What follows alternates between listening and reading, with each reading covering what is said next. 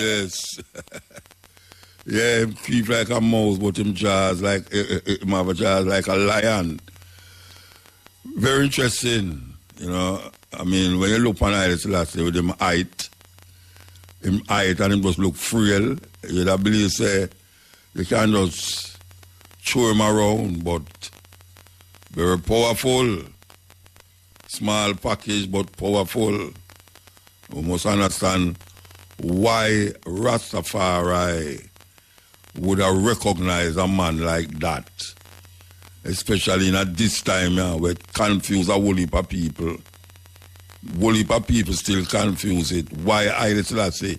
The question is asked all the while. Why Haile Selassie? Well, it's very difficult to explain to a man why Haile Selassie when a whole heap of ones never even read nothing about Africa or even Haile Selassie. So if you want to know why Haile Selassie, you have to really go into books. We talk about the man and even the autobiography of Haile Selassie. And even before that, you know, you have writings that you can refer to even before reading the autobiography of Haile Selassie. You have book before that. You know, we can recommend some to you. Very important. Because the confusion is still there among certain people. I say, so when we're going to choose Haile Selassie, why don't we never choose Marcus Garvey?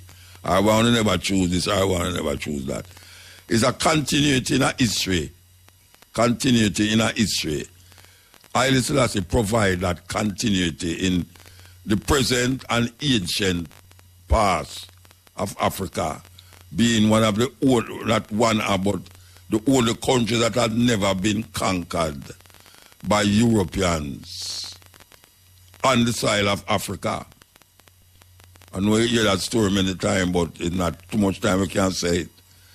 He was able to keep Ethiopia free, even though exiled,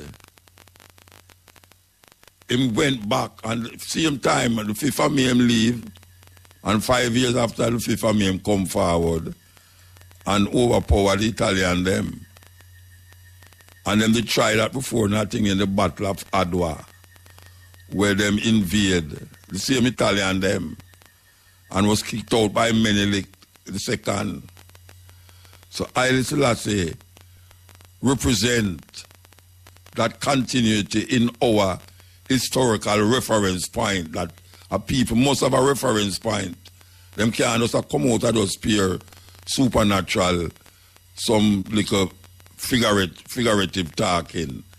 Rastafari is more than just imagining say this and imagining that. Is a real thing, real situation. Shouting it out, Hail Jah Rastafari. Remember your duties.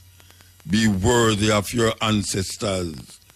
Do honor to yourself and to your family. So long time. This is Mutabaruka. We want to present to you a wholesome kind of level of consciousness right now. So subscribe and tell your friend them. This is Mutabaruka. We want to play this. In all this documentary, I could see if it did there. I could see. All right, here we go. Do not underestimate the power of Tafari. He creeps like a mouse, but he has jaws like a lion. Haile Selassie, also named Rastafari, was a mild-mannered man who managed to unify Ethiopia in the mid-1920s, and was outcompeting his rivals to the point where he could proclaim himself leader. However, one man, Djazmak Balcha, a great warrior, openly refused to honor Rastafari summoned to Addis Ababa, to proclaim royalty to Selassie of all the warlords invited.